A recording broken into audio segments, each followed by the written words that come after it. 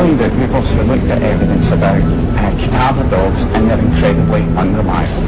Unreliable? Cadaver dogs, yes. That's what the evidence shows. If they're tested scientifically. When the dogs came, which was actually something that happened at our request. Yes. There are mysteries so deep, crimes so puzzling, that no human can solve them. These are the cases that can only be closed by one of the most remarkable weapons available to modern law enforcement. The dog nose. You could put a baby's teardrop on a football field and the dog could find it in 5 minutes. Able to smell some odors with 10,000 times more sensitivity than people, dogs have truly superhuman crime-solving powers. Without these four-legged detectives, thousands of criminals would elude capture. But for bad guys, there's no hiding from a good nose.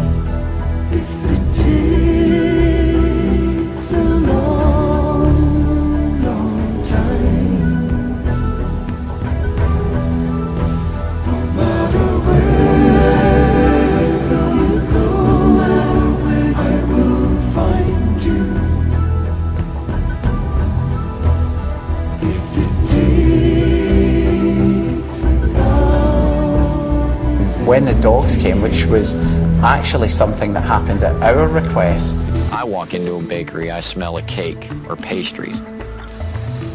When a dog walks into a bakery, he sorts those odors and he smells eggs, flour, sugar, and the different ingredients that might go into what I smell. So why are dog noses so far superior to our merely human ones? Obviously, our puny noses are built very differently than theirs. And as far as smelling goes, size does matter. The longer canine snout forms a moist, warm chamber that more efficiently dissolves scent particles, allowing the dog's brain to better identify individual smells. This is one of the many reasons they don't use pugs for tracking criminals. And while we only have one muscle group in our noses, they have three, allowing the snout to actually change shape while inhaling and exhaling, making the dog nose a two-lane highway, where scents coming in don't mix with the breath going out. The scent remains undiluted as it's drawn right to the dog's scent receptors. Small wonder they have a better nose for crime than we do. The scent of murder isn't easy to hide from a dog. So how can a murderer fool a canine detective? Most can't.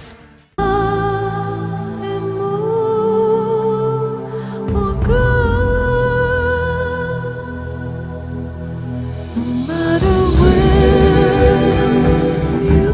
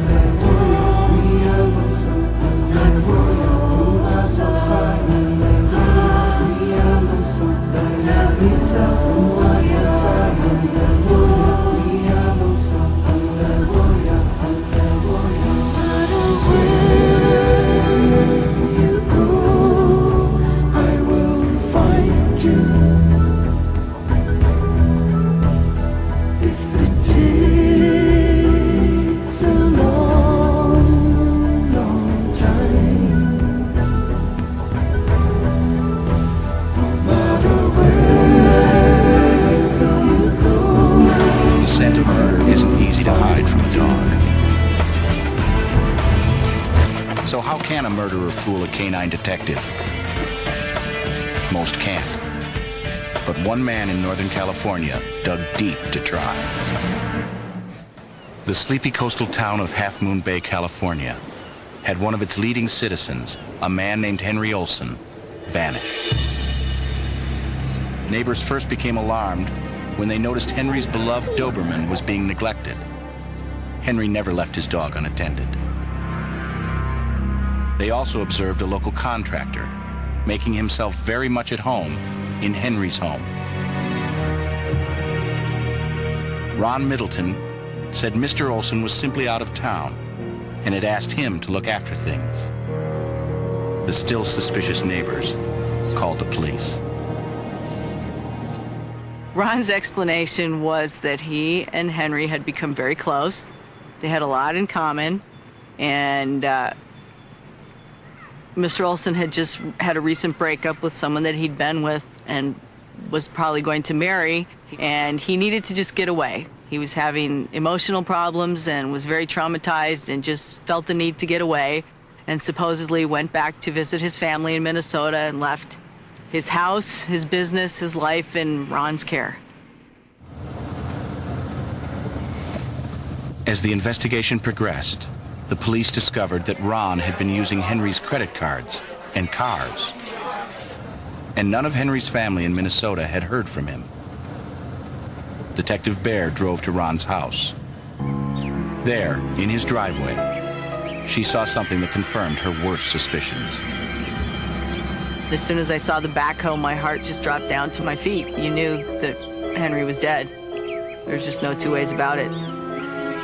When I walked over to the side, I saw a freshly excavated, large area of property, and I knew that Mr. Olsen was dead and lying in the ground behind that house as soon as I saw that. Although Detective Bear was certain that Henry's body was somewhere on Ron's property, there were 10 acres to search, and quite a bit of soil had been freshly turned. Dogs were the only hope. It was time to call in the Doberman Gang, a team of 3 handlers and their search dogs.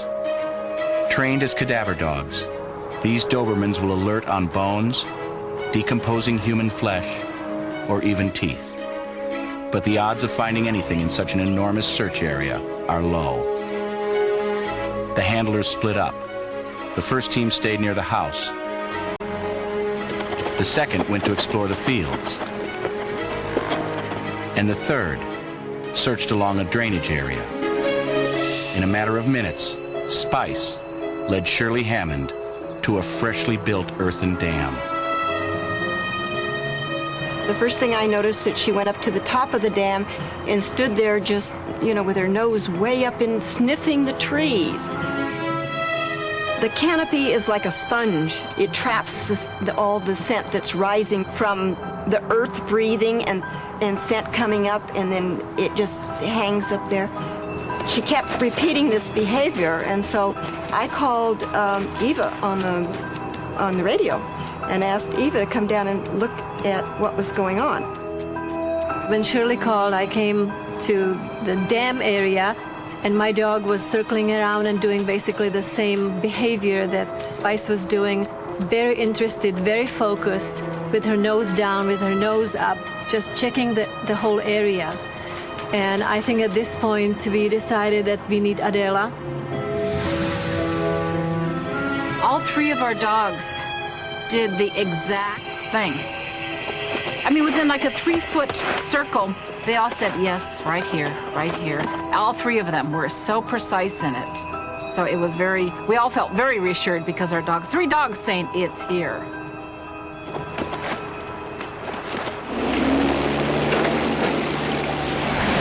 The police brought in their backhoe and started digging where the dogs told them to. The technique we like to do, they dig a layer off, we take the dogs back, and the dogs give us direction, to the right, to the left.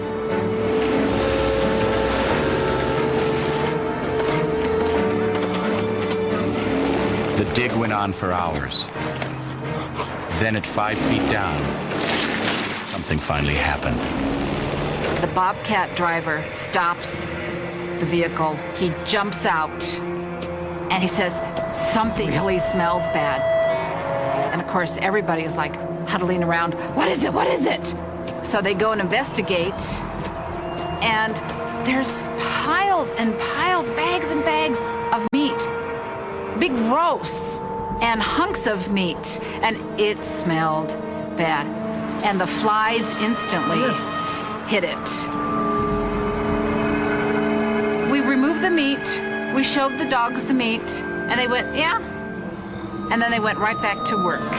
And they went back right on that dam and started to, you know, put the noses down and saying, dig deeper. We train them off garbage and animal remains. It's a very important part of our training. We go around collecting old bones from animals, household garbage, roadkill, cat food, you name it, and we put it out in our search area. And the dogs learn right away there is no reward for telling us about it. So the dig continued. 6 feet down. 7.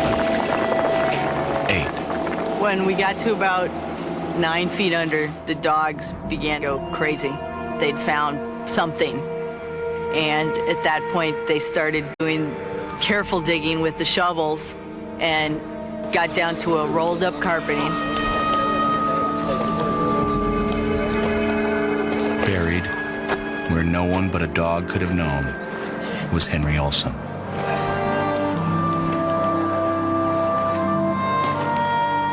When the crime scene people measured it, when they said 10 feet, we thought, boy, I don't know anybody who's found a body that deep. And we thought, you know, there's no reason in the world why this investigation would have looked at this dam, let alone taken all day long to tear apart the dam. So I think this to us was like, yes, our value of our dogs really shone today because this was a dog find. Ron Middleton was convicted of first-degree murder and sentenced to life without the possibility of parole. Without the contributions of 5 different dogs, he might have gotten away with murder. Without finding Mr. Olsen's body, we would have never been able to convict Middleton of the murder. This case would not have been solved without the dogs. Not with the body 10 feet underground on 10 acres of land. Never. Uncovering a body buried so deep in the earth was an unprecedented accomplishment for these dogs and handlers.